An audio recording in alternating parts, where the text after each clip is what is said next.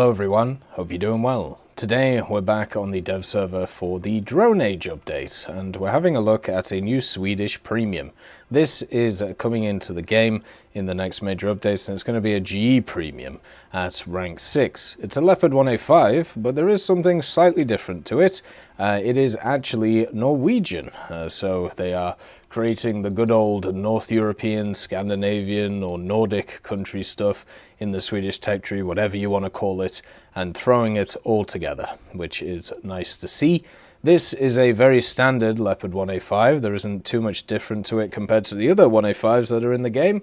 Main thing is the camouflage and also the decorations. The main thing is that they've added a lot of different kind of just niceties to it to kind of make it look, you know, better. You can see you've got what looks like a wired brush here or something like this, a box which is stuck on the side, and then a bunch of supplies on the back with mats, and even some good old snowshoes wandering around the place. Does also have some insignias. You got Slem and also what looks like a medieval knight on it, and the 132. These decals stay standard when it comes to the different camouflages as well. The major difference between this 1A5 and the other 1A5s that exist, the one in the German tech tree and also the one in the Italian tech tree, is this doesn't get access to a dozer, which is obviously more of a new mechanic added last year. I've just realized it also says Slem at the bottom over here under the vehicle as well. But it doesn't get access to the dozer, but it does get access to this 5mm structural steel plate on the upper glacis. Also gets some armor around the breech of the vehicle, basically on the turret mantle, so we'll have to see how that affects it. The Leopards are notorious for bouncing shells that they have no right in bouncing at all when it comes to War Thunder, and I think it's because a lot of their turrets are very intricate with a lot of different pieces that shells kind of get stuck on. But when you think about 9.0 vehicles, the standard for 9.0 vehicles is the Leopard 1A5.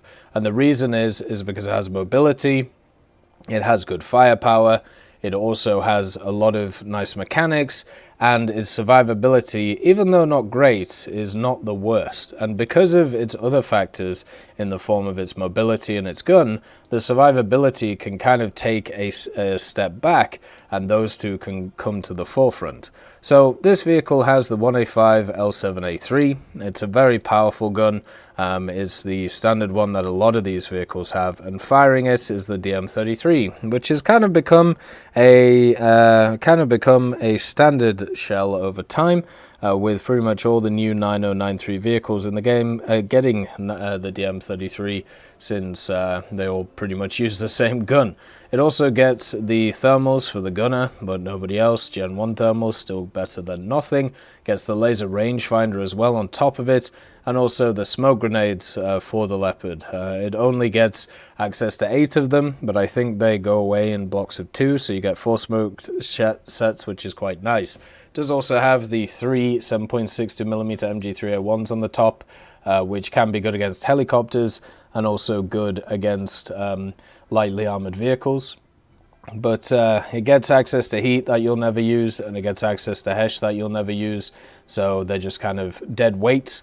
Maybe you'll run a few heat shells if you go up against stuff which is lightly armored, or you could just aim better. It really depends on what you feel like. It's manually loaded, so it has the standard 8.7 reload, 8.7 for the 105, but with the reloading skill at full it gets to 7.7, and with an ace crew it's at 6.7. So this is the standard reload for all of these types of guns.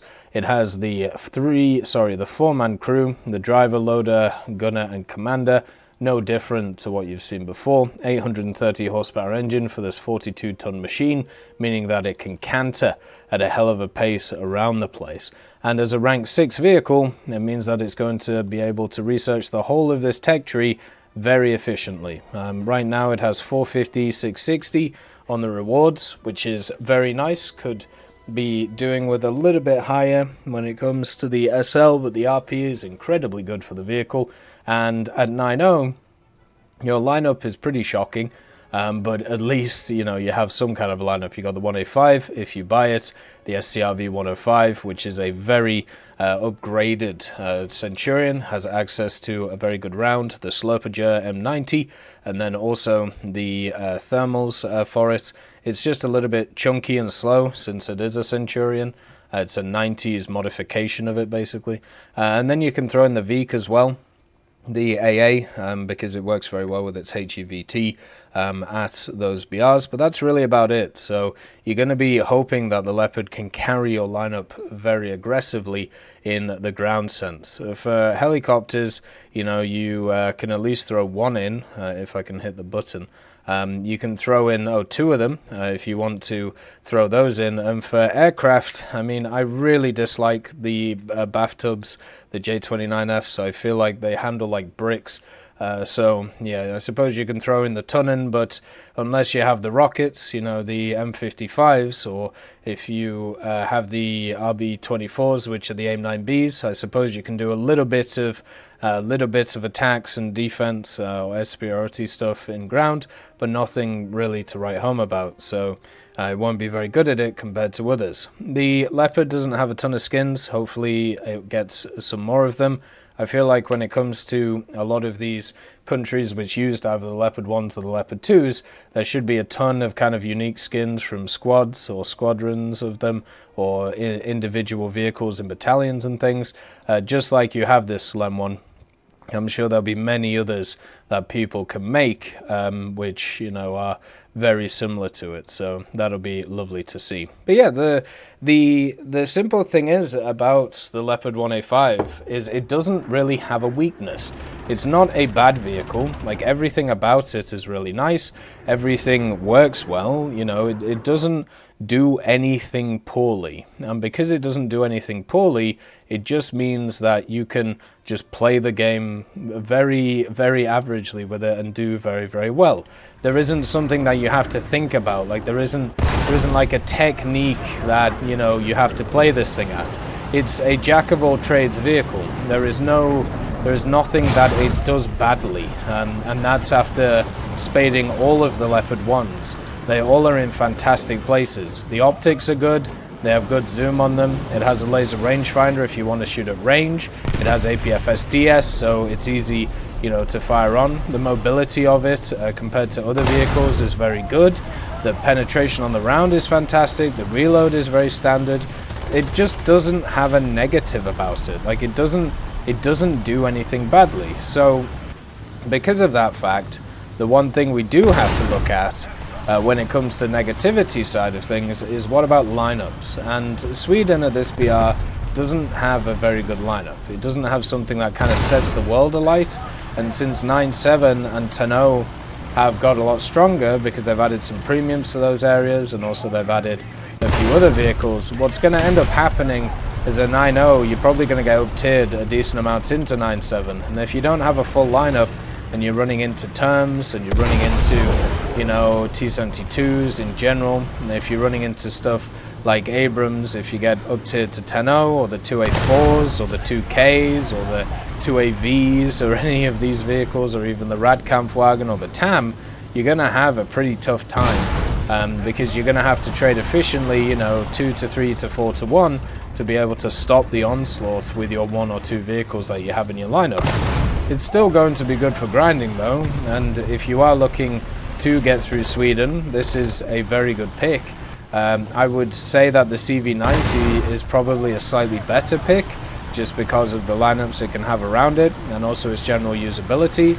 But if you're looking for something that is safe, if you're looking for something that is designed more to be, you know, more relaxed, or, you know, more standard, instead of having to play a specific way, this Leopard will give you that. It'll give you everything you want and more in the vehicle itself.